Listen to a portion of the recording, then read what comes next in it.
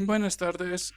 Vamos a empezar esta charla virtual y bueno, eh, esta charla está dirigida a alumnos de quinto año de medicina de la Facultad de Medicina de la Universidad Mayor de San Andrés. Mi persona, soy el doctor Ariel Amílcar Maraño Montaño, médico anestesiólogo de la Caja Nacional de Salud. Recomendarles a los alumnos que estas clases teóricas tienen la intención de orientarles en algunos aspectos, en algunos puntos sobre todo lo que es la especialidad de anestesiología. O sea, la idea no es formar anestesiólogos, la idea es formar médicos generales que tengan ciertas ideas, ciertos puntos de la especialidad. También recordarles por este medio que es necesario adquirir las prácticas, la guía de prácticas, para que puedan tener un conocimiento un poco más cabal de las prácticas que realizamos en los diferentes hospitales. Vamos a empezar con este tema de principios de la anestesia y empezamos con la historia. Bueno, eh, la humanidad desde el principio ha experimentado dolor. O sea, en la época medieval, época antigua, siempre ha habido el estímulo doloroso, el estímulo álgido, por diferentes situaciones, ¿no? Traumatismos, enfermedades, infecciones. Entonces, el sufrimiento humano, el dolor humano, siempre ha estado acompañándonos. Entonces, las diferentes culturas han procurado disminuir, reducir, mitigar ese sufrimiento, ese dolor. Entonces, hay evidencia que, por ejemplo, aquí en el pueblo Tihuanacota, el pueblo inca realizaba ciertas intervenciones quirúrgicas. El uso de la hoja de coca para mitigar el dolor es algo enraizado en nuestras culturas. A nivel del mundo, por ejemplo, la cultura babilonia, Mesopotamia, igual indicaban que utilizaban ciertos preparados naturales para disminuir el dolor. A nivel oriental, el uso de la amapola, de la planta del opio, y bueno, una serie de productos, ¿no? que han procurado disminuir el sufrimiento humano. Lo que nosotros llevamos, la medicina académica, la medicina occidental, pues hace referencia históricamente que el padre de la anestesiología es un tal señor William Thomas Green Morton. Este señor Morton, pues en la historia de la medicina occidental, se considera como el padre de la anestesia. ¿Por qué? Porque realizó una exodoncia en un paciente a través de la inhalación del éter. Entonces, como pueden ver, aquí había un dispositivo que permitía hacer unas inhalaciones con un gas anestésico que era el éter. Y esto ha sido demostrado en forma pública en la Universidad de Massachusetts. Entonces, ese punto ha tenido, digamos, mucha propaganda, mucha relevancia. ¿Por qué? Porque si nosotros imaginamos a este mundo sin la capacidad de mitigar o anular el dolor, pues sería más horrible de lo que es. Por ejemplo, antes de la invención de la anestesia, pues prácticamente como ven en la figura, había que amarrar a la persona, agarrarle entre varias personas para hacer cirugías más que todo superficiales, o sea, amputaciones, drenajes de absceso, eh, tal vez limpieza de infecciones en la piel, pero obviamente era un sufrimiento muy extremo era como el último recurso dejarse manipular, entre otras palabras, cortar, romper, debridar, para lograr, digamos, cierto objetivo científico, cierto objetivo médico. Y la parte de cirugía, digamos, intracraneal, intratorácica, intraabdominal, pues casi no se la hacía, porque era imposible abrir, digamos, utilizando palabras sencillas y fuertes, era imposible abrir a una persona, hacerle una cirugía de intestinos, una cirugía de pulmón, sin que sienta dolor, sin que sienta sufrimiento extremo. Entonces, ahorita en nuestra época que vivimos, hay muchos adelantos y nos parece casi irracional pensar que nos sometamos a un procedimiento sin la intervención anestésica. Entonces, estos años, 1700, 1800, 1900 y tantos, son un punto de quiebre en la medicina moderna, porque ahí se llega a tomar descubrimientos, a sofisticarse con ciertos fármacos, con ciertos dispositivos, con diferentes técnicas anestésicas. Antes del odontólogo Morton, como les había comentado al principio, las culturas siempre han buscado mitigar el dolor. Antes de Morton, por ejemplo, había un químico geólogo americano, noten las fechas, en 1841 Charles Jackson, químico geólogo americano, hace una demostración con la inhalación de éter y descubre el alivio del dolor. Este ha sido, digamos, como uno de sus profesores o mentores del tal William Morton. O sea que el William Morton, el odontólogo, no lo descubrió él, sino tal vez solo ha hecho pública una presentación, lo ha hecho popular, digamos.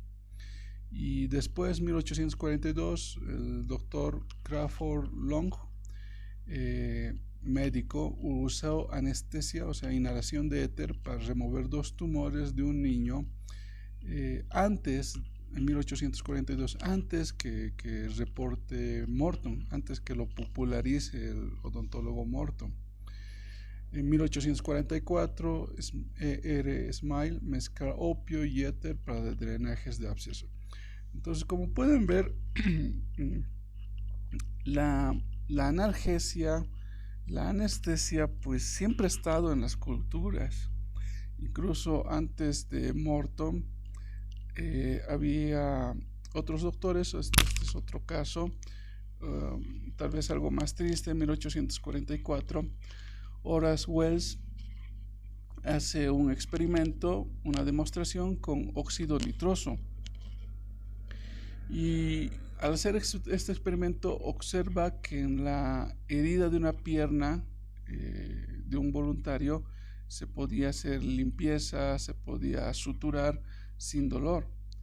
Entonces Horacio Wells intenta hacer lo que ya había experimentado, intenta demostrarlo en el mismo hospital de Massachusetts, y lamentablemente pues su demostración queda mal, porque al intentar hacer una exodoncia con la inhalación de óxido nitroso, pues no va bien. El paciente se queja de dolor, hay sufrimiento y pues no logra demostrar lo que él había encontrado. Entonces, o sea, hay muchos personajes, mucha historia en el área de salud que no abarcarían, ¿no?, una clase para comentar de todos. Pero aquí son algunos ejemplos de que hubo personas antes que intentaron, que lo lograron o que tuvieron fracasos, y no sería solo una persona como generalmente se cita en los diferentes artículos, PDFs, como si solo una persona hubiera inventado el tema de analgesia o anestesia, sino es un producto de un desarrollo que viene desde mucho antes, que ha habido reportes, experimentos, pero tal vez el logro del odontólogo Morton es haberlo popularizado, tal vez más marketing.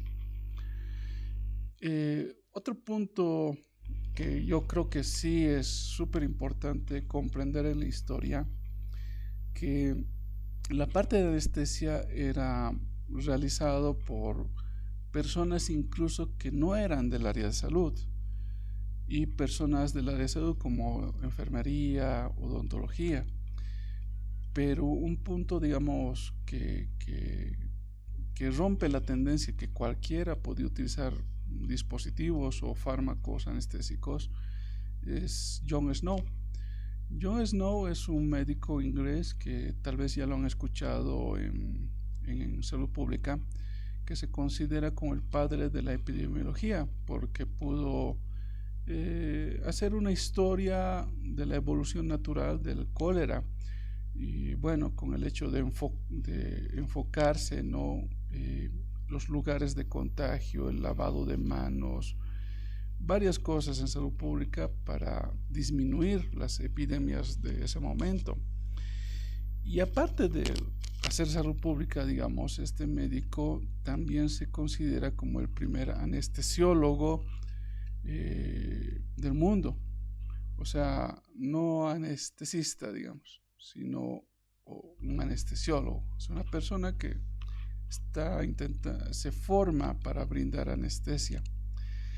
Entonces, la historia de John Snow hace inhalar gases anestésicos, si no me equivoco ahorita creo que era cloroformo, a la reina. O sea, entre tantos pacientes que experimentó con cloroformo, éter, etc., la reina Victoria, o sea, esta es la época victoriana, ¿no? En Inglaterra, la reina Victoria tenía que dar a luz a su octavo hijo, o su octavo parto. Y bueno, como él era uno de sus médicos, porque obviamente había salvado a la ciudad de York con la epidemia de cólera, él le sugirió que el parto sea sin dolor, haciendo inhalaciones con gases anestésicos. La reina aceptó y pues la reina pudo disminuir su dolor de parto y tener al niño sin dolor. Eso en estos tiempos le decimos analgesia de parto, que obviamente que sí se puede hacer con diferentes técnicas. Entonces, a partir de él se intenta formar escuelas de médicos con formación en anestesiología. Por eso, más o menos, a él le consideramos como el padre de los anestesiólogos. ¿Ya? Otro punto de quiebre en la historia es la invención de la anestesia regional.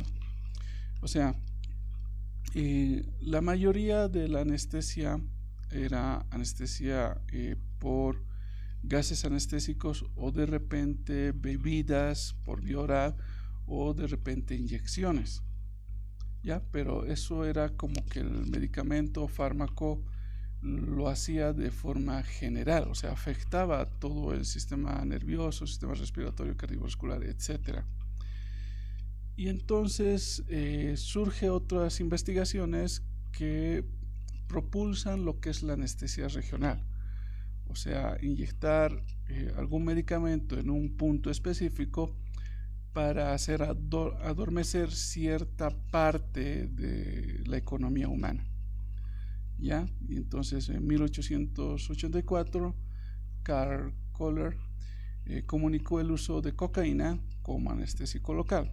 O sea, la cocaína, esa sustancia que ahorita consideramos maligna, tóxica, en sus inicios era algo benéfico, porque la inyección, digamos, en la piel produce anestesia local, así como la lidocaína. Entonces, cuando por ejemplo, en odontología, ustedes cuando van al dentista les inyectan lidocaína, vendría a ser como su prima de la cocaína. ¿Por qué? Porque son anestésicos locales. Luego en 1898 August Bier inyecta cocaína en el espacio intratecal, o sea, en el espacio subaracnoideo, y produce la primera anestesia raquídea o la primera anestesia subaracnoidea de la historia. Entonces estos son los inicios también de la anestesia regional. Anestesia general, anestesia regional. Y ahora llegamos a este punto, ¿no ve? Este punto en donde la idea de que una persona sufra dolor o sufrimiento durante una intervención cruenta, durante una intervención quirúrgica, pues ya no la concebimos, ¿verdad? Porque gracias a Dios ya hay diferentes dispositivos, diferentes medicamentos, insumos que brindan anestesia, y también la formación de recursos humanos, tanto en la parte quirúrgica como en la parte anestesiológica, para mejorar todo lo que es el contexto quirúrgico. Es por eso un poquito de reseña histórica de Bolivia. La medicina ha empezado en el occidente de nuestro país. El occidente de nuestro país principalmente era La Paz, Oruro, Potosí, Chuquisaca, Cochabamba, ¿ya? Y ahí es donde, no en teoría, es donde más se ha propulsado el aumento de actividades técnicas, el aumento de actividades científicas en todo aspecto, arquitectura, ingeniería, salud, etcétera, etcétera, ¿ya? Es por eso, como ustedes saben, que el Hospital de Clínicas es uno de los primeros hospitales del país, si no es el primero. Y justamente ahí, en uno de los primeros hospitales grandes de todo el país, se reúnen médicos que obviamente ya estaban con nociones y afinados con lo que es la anestesiología, como el doctor Carlos Conrad Castaños, el doctor René del Barco, el doctor Rolando Laura, el doctor Raúl Montaño, el doctor Edmundo Pando y Jaime Royano. Estos médicos que están intentando formar la especialidad de anestesiología fundan la Sociedad Boliviana de Anestesiología, que es la primera especialidad reconocida en el país. Lo fundan el 9 de diciembre de 1960. Antes de eso, el Hospital Obrero se ha construido después de la revolución del MNR, en 1954 hasta 1956. Entonces noten que los tiempos son parecidos. O sea, ya había el Hospital de Clínicas, se forma esa reunión de médicos para la Sociedad Boliviana de Anestesiología en 1960, pero ya para 1956 ya se estaba construyendo el Hospital Obrero. Y es así que la Caja Nacional de Seguro Social, o sea, así era su nombre antes, Caja Nacional de Seguro Social, hoy la conocemos como Caja Nacional de Salud, en 1971 dispone 8 ítems destinados 2 a anestesiología. O sea, en el Hospital Obrero ha sido el primer lugar de formación de residentes, de especialistas en el país. Es el primero que ha empezado con los cursos de especialización, ¿ya? Y, o sea, antes era como un poquito, tenían que irse a especializar afuera, al exterior, o digamos intentar, ¿no?, afinarse, quedarse en un servicio para, entre comillas, como especializarse los médicos generales. Pero ya a partir de la formación de recursos humanos en la Caja Nacional de Salud, ya se forman residentes con todas las características académicas, reglamento, logística, etcétera. y justamente lo ocupan los dos primeros lugares la doctora Ana Arce y el doctor Julio Moya, como los primeros residentes de la especialidad y de todo el país. Posteriormente, obviamente, estas ideas de formar especialistas pasan a Cochabamba, pasan a Chuquisaca, luego a Santa Cruz y bueno, a lo que estamos ahorita, con todo lo que es el CRIDAI. Es así nuestra historia. Yo creo que vale la pena reconocer la historia mundial, pero también reconocer la historia nacional y obviamente, como nuestro querido departamento, la historia que ha pasado en La Paz. Y gracias a estos hospitales que ustedes todavía, gracias a Dios, pasan prácticas, pues están pisando lugares históricos, lugares donde han pasado muchas generaciones de estudiantes, residentes, médicos, por el bien de nuestra sociedad. Ya, ahora entrando un poquito más a los puntos que tenemos que avanzar, tienen que tomar esta idea. Es una idea general que les digo a todos mis alumnos. La anestesia tiene un lado bueno y un lado malo. El lado bueno es que la anestesia te permite que estés dormido, sueño farmacológico, sedación, pérdida de conocimiento, permite anestesia quirúrgica. O sea, solo estoy parafraseando. O sea, permite que estés dormido y no sientas la intervención quirúrgica. O sea, tiene ese beneficio, que estés dormido y que no te duela a lo que te van a someter.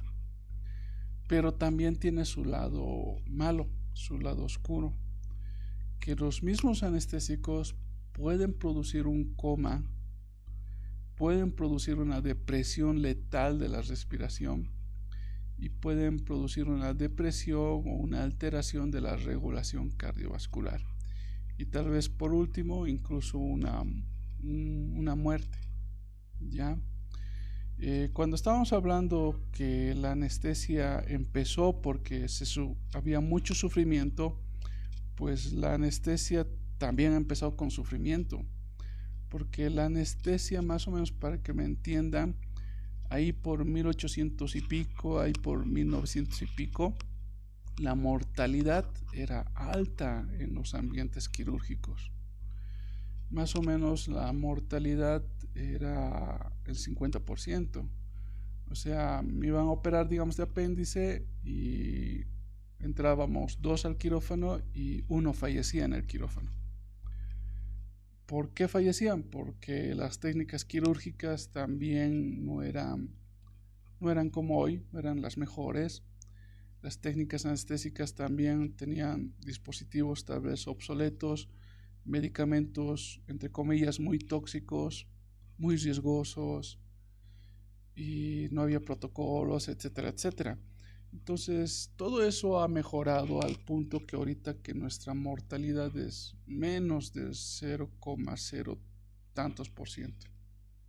O sea, es bien difícil que alguien muera dentro del quirófano. No imposible, puede pasar, pero cada vez es más difícil, ¿ya? Pero no imposible por si acaso. El riesgo anestésico y el riesgo quirúrgico siempre van a estar ahí, siempre. Entonces, ¿qué tengo que saber como estudiante de medicina? Que la anestesia tiene beneficios como es la analgesia, la anestesia quirúrgica, pero al mismo tiempo tiene riesgos como depresión letal de la respiración o depresión o alteración de la regulación cardiovascular, así como primer punto de enseñanza. Entonces, como ya sé que la anestesia no es vitamina, como decimos, no es juego de niños, la anestesia tiene riesgo letal, o sea, tiene riesgo de muerte.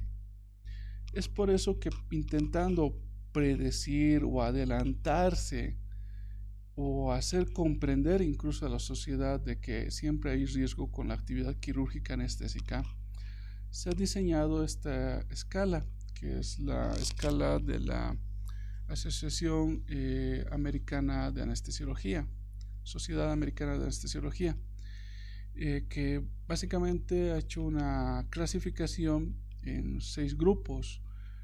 Decimos pacientes ASA 1 cuando son pacientes sanos, sin comorbilidades y sin riesgos, digamos, sin muchos riesgos. O sea, pacientes ASA 1 son pacientes que, aparte de la enfermedad quirúrgica, solo tienen la enfermedad quirúrgica.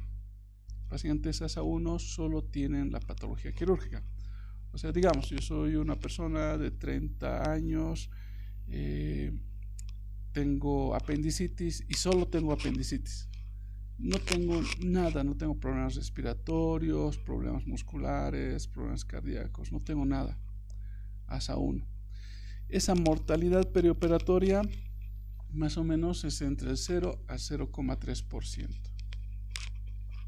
Si decimos que el paciente es ASA 2, estamos diciendo que el paciente, aparte de la enfermedad quirúrgica, tiene otro problema de salud, una enfermedad sistémica que puede ser leve o moderada sin limitación funcional, o si quieren, una enfermedad sistémica que está controlada. Ejemplo, yo tengo apendicitis, pero lamentablemente tengo asma bronquial, que sí, que es leve porque rara vez me pongo inhalatorios, o de repente es moderada, que cada cierto tiempo sí recibo dosis de algún broncodilatador, pero no tengo limitación funcional, o sea, puedo trabajar, puedo hacer ejercicios, puedo jugar, etcétera, etcétera. Ahí la mortalidad perioperatoria sube más o menos entre 0,3 a 1,4%. Pacientes estratificados en ASA 3 son pacientes que, aparte del problema quirúrgico, tienen una enfermedad sistémica moderada a severa con limitación funcional. Ejemplo, yo tengo apendicitis y lamentablemente mi asma bronquial pues no está bien controlada, no me hacen mucho efecto los broncodilatadores, y sí, no puedo subir las gradas, no puedo trotar completamente, tengo limitación funcional. Ahí la mortalidad aproximadamente sube entre 1,8 a 5,4. Pacientes clasificados ASA tipo 4. Aparte de la patología quirúrgica, el paciente está cursando con una enfermedad sistémica severa, con alto riesgo vital. Ejemplo, pues estaba con apendicitis y lamentablemente pues he hecho peritonitis y he hecho sepsis. Al hacer sepsis pues hago shock séptico. Entonces ya no es solo el problema de apendicitis, ahora lamentablemente estoy con shock séptico, y esa circunstancia es una enfermedad sistémica severa. Por lo tanto, la mortalidad, como ven, sube entre 7,8 a 25,9%, la mortalidad perioperatoria. Pacientes estratificados en ASA 5.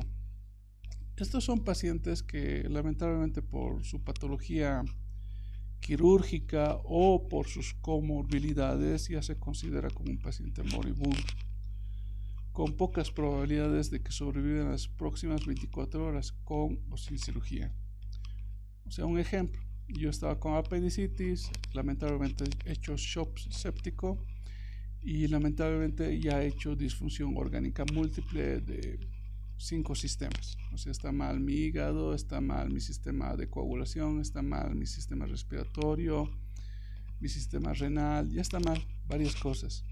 Entonces es muy probable que fallezca en las 24 horas, con o sin cirugía. Obviamente la mortalidad ahí está entre 9,4 a 57,8, o sea, casi el 60% de que sí se va a morir. Pacientes catalogados ASA 6, son pacientes con muerte cerebral, o sea que tal vez de repente el hígado, el riñón, los pulmones estén bien, pero están con muerte cerebral. Entonces, y son candidatos a trasplante de órganos. Entonces, en lugares que está normado, legislado la parte de trasplantes de órganos humanos, pues en ese tipo, entre comillas, cirugías, los catalogan como ASA6, que básicamente son los pacientes que son candidatos a trasplante de órganos, cuya mortalidad es el 100% después de, obviamente, retirar los órganos que se necesitan. Ya, pasando a otro punto que es importante. Hemos hablado de historia, hemos hablado de la idea que tienen que tener como anestesia los alumnos que están formándose para médicos generales. Hemos hablado de la clasificación ASA para que se den cuenta que tiene mortalidad este asunto. Y ahora vamos a hablar de un punto importante que es el tiempo de ayuno. Un paciente que va a ser atendido, sobre todo si va a hacer un procedimiento quirúrgico o un procedimiento anestésico, tiene que tener el estómago, entre comillas, vacío, ¿ya? Entre comillas, tiene que haber un tiempo de ayuno adecuado. Tal vez me he equivocado ahorita al decir estómago vacío, porque miren, nosotros formamos saliva y la tragamos. Formamos líquido gástrico y está ahí, aunque no comamos nada, se forma líquido gástrico, o sea, ácido. Se forma jugo pancreático, jugo biliar, o sea, la bilis, jugo del intestino, digamos. Se forma así que el líquido a pesar que no digeramos. Obviamente, si comemos algo se forma mayor cantidad, pero aunque no comamos, siempre hay formación de líquidos en el sistema gastrointestinal. Siempre, por si acaso. Ahora, en el contexto que ahorita nos importa es establecerles o hacerles dar cuenta cuánto tiempo es el ayuno requerido en personas adultas. En pacientes adultos pueden tomar líquidos claros, ¿ya? Que no tengan contenido graso, dice. Incluso puede ser este líquido claro con azúcar, como puede ser agua, algún jugo sin pulpa, bebidas isotónicas, té, mates o cafés sin leche hasta 2 horas previas al procedimiento electivo, ¿ya? Evitando gaseosas o bebidas carbohidratadas o los famosos energizantes, por si acaso.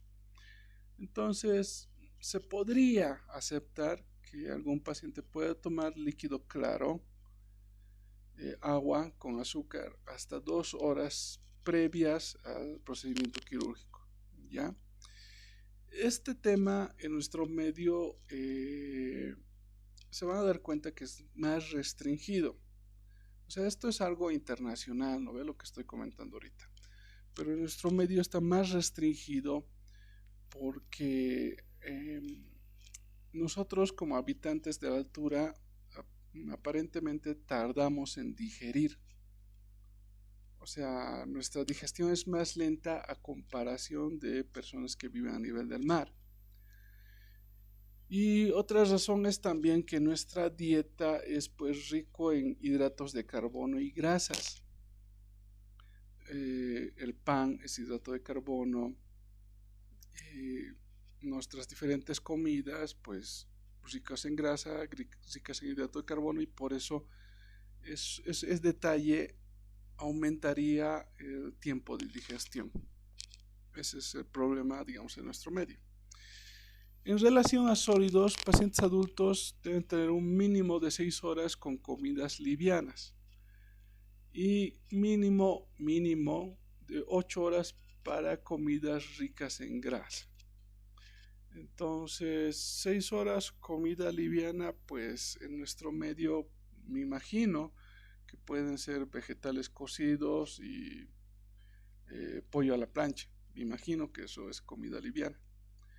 Pero si notan en nuestro medio como es una comida rica en hidratos de carbono y grasas, por ejemplo el timpu, pues mínimo va a ser 8 horas de tiempo de ayuno. Es por eso que nuestro medio es como que nos somos más restringidos, o sea, tomamos más tiempo. Establecemos que para todo es mínimo 8 horas de ayuno, mínimo, ¿ya? Que en alguna vez se puede utilizar agua o algún mate horas antes de la cirugía, sí es valedero, pero obviamente tampoco en grandes cantidades. Con relación a los chicles, caramelos y tabaco, pues se puede mascar chicle porque igual se va a formar saliva y líquido gástrico, ¿ya? No hay una regla exacta con el tema del tabaco. Dicen algunos autores que si les quitan el tabaco, pues es posible que haga un síndrome de adicción antes, bueno, el perioperatorio en el paciente. Entonces, por eso se permitiría que mastique un chicle o incluso fume antes de la cirugía, pero obviamente no es regla exacta, ¿ya? Y pacientes con alteración del vaciamiento gástrico, bueno, en esta tabla dice que pacientes obesos o con reflujo gastroesofágico, diabéticos o embarazadas que no estén en trabajo de parto pueden seguir las recomendaciones antes mencionadas de forma segura. O sea que puedes tomar líquidos y puedes comer sólidos 8 horas antes de la cirugía. ¿Ya? Para otras condiciones clínicas que generen retraso del vaciamiento gástrico en forma significativa, se tendrá que considerar tiempos de ayuno más prolongados, según el cuadro clínico del paciente. O sea, generalmente en nuestro medio, los pacientes que son obesos, con reflujo gastroesofágico, generalmente les hacíamos tener más tiempo de horas de ayuno, ya porque se piensa que tienen alto riesgo de seguir teniendo contenido en el estómago, ya. Entonces, más o menos con esta idea, pacientes embarazadas, pacientes diabéticos, obesos o con reflujo gastroesofágico pueden seguir las mismas recomendaciones que hemos hablado hace ratito. Y otras condiciones clínicas se tendrá que valorar dependiendo del caso si aumenta el tiempo de ayuno en ese paciente. ¿Por qué es importante el tiempo de ayuno? Porque hay que evitar a toda costa lo que es la broncoaspiración. La broncoaspiración, lamentablemente, cuando ya se produce la broncoaspiración, se produce una neumonitis química y es muy difícil tratarla. Ya, es muy difícil tratarla. No. Si hay una broncoaspiración masiva, es prácticamente que va a haber un paro cardiorrespiratorio. Entonces, como obviamente yo soy médico y obviamente no quiero que muera ninguna persona, entonces hay que tener ojo al charque con el tema del riesgo de broncoaspiración. ¿Cuándo hay riesgo de broncoaspiración? Bueno, pues cuando el paciente no ha cumplido su tiempo de ayuno. Entonces me han dicho que no coma en menos de 8 horas, más de 8 horas que no coma. Y no sé, me ha dado hambre antes de mi cirugía y he comido, digamos, alguna comida y no aviso, pues al momento de iniciar la anestesia, pues va a regurgitar lo que he comido y lamentablemente me puede broncoaspirar y producir obstrucción de la vía respiratoria, producir broncoespasmo y producir la neumonitis química y paro cardiorrespiratorio y ya fue. Entonces, ¿cómo valoro el riesgo de broncoaspiración? Pues le pregunto al paciente, ¿hace cuánto rato no has comido? ¿Cuántas horas, digamos, tienes de ayuno? La última vez que he comido ha sido leche a las 11 de la mañana. Entonces tu cirugía es a las 2. Como es leche, pues no te podemos operar porque se considera que es un líquido entre comillas pesado. Ya les estoy dando un ejemplo. Aparte de preguntarle el tiempo de ayuno o hacer cumplir el tiempo de ayuno, hay situaciones clínicas que hay éstasis del contenido gastrointestinal. Un ejemplo claro son las obstrucciones. Puede ser una obstrucción intestinal baja o puede ser una obstrucción intestinal alta, o puede ser estenosis del píloro, o puede ser el ilio. ¿Se acuerdan que hay ilio metabólico, etcétera, etcétera?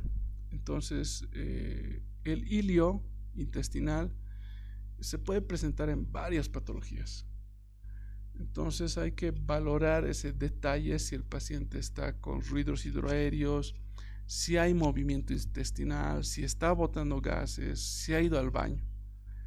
Porque si fuera lo contrario, no hay mucho ruido intestinal, no está botando gases, no ha ido al baño y su abdomen está distendido, como pueden ver en las imágenes, hay riesgo de broncoaspiración. Entonces, si yo sé que mi paciente tiene obstrucción intestinal o tiene ilio, hay que intentar ayudarle con ciertos detalles.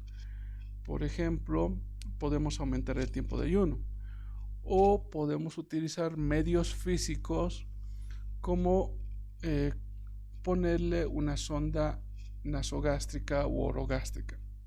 Al ponerle una sonda orogástrica o nasogástrica, pues se puede vaciar el contenido gastrointestinal, sobre todo si es una obstrucción intestinal alta.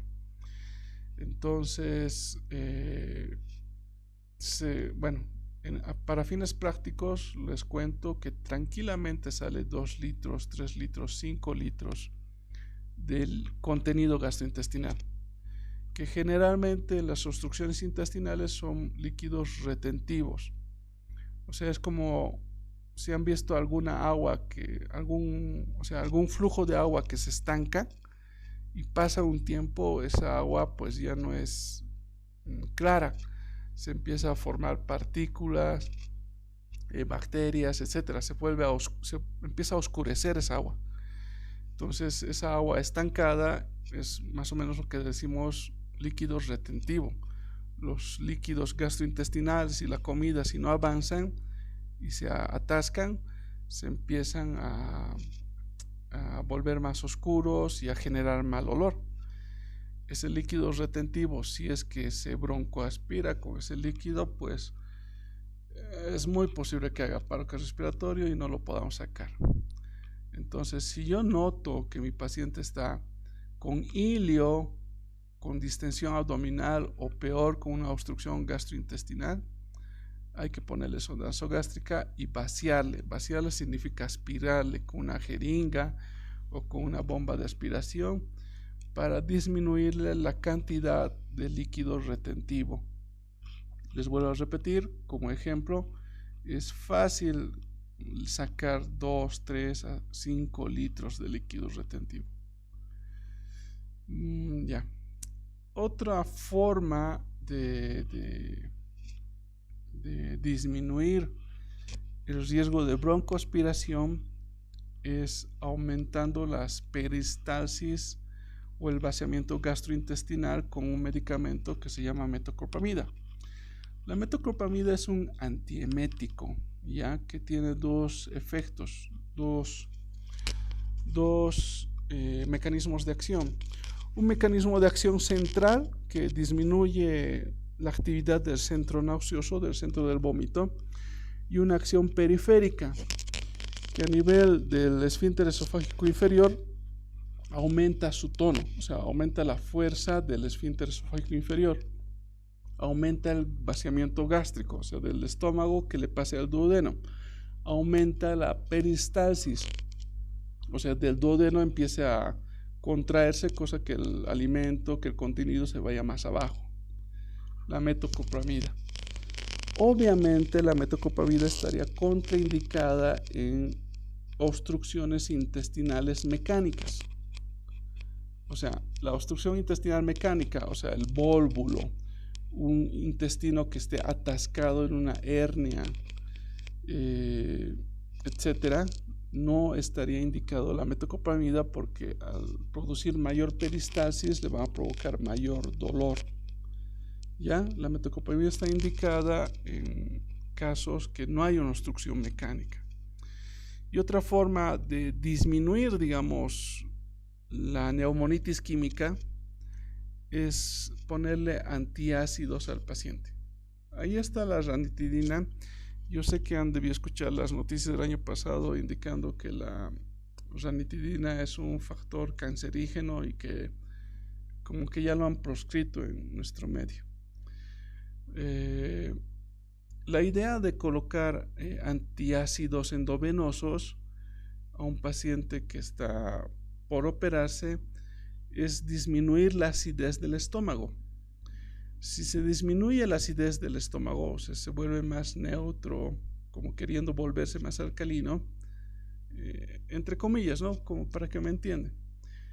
La idea es de que si es que se broncoaspirara, ese líquido que no sea tan ácido, porque si el líquido es muy ácido, es peor la neumonitis química.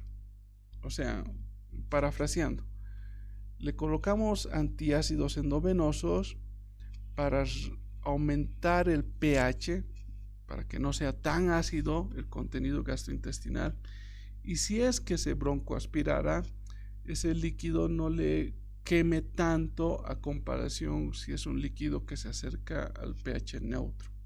¿Ya? Entonces, ejemplo, a mí me van a operar de apendicitis. Entonces me preguntan, me dicen, me van a operar ahora a las 2 de la tarde, pero yo he tomado leche a las 11. Entonces, pero es que tu cirugía es de urgencia. Si no entramos ahorita, pues se va a romper el apéndice y peritonitis, digamos. Entonces, ¿cómo pueden hacer para que yo digiera más rápido? Y la idea es la metoclopramida. La metoclopramida, por su mecanismo de acción, entre comillas, va a hacer que la peristalsis, que esa leche, se baje más abajo, digamos.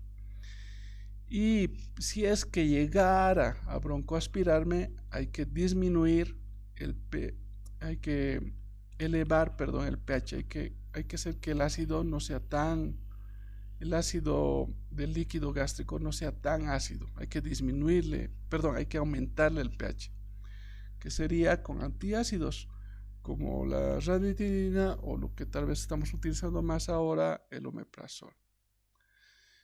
Es por eso que ustedes como médicos generales tienen que tener las ideas claras, que hay riesgo anestésico, y un factor que pueden ayudar de gran manera como médicos generales es establecer el tiempo de ayuno, hacer que cumpla el tiempo de ayuno, y si notan que está con hilio o está con obstrucción intestinal, instalar una sonda nasogástrica y drenarle. O si está solo con hilio o contenidos recientes, se puede utilizar metoclopramida o antiácidos endovenosos.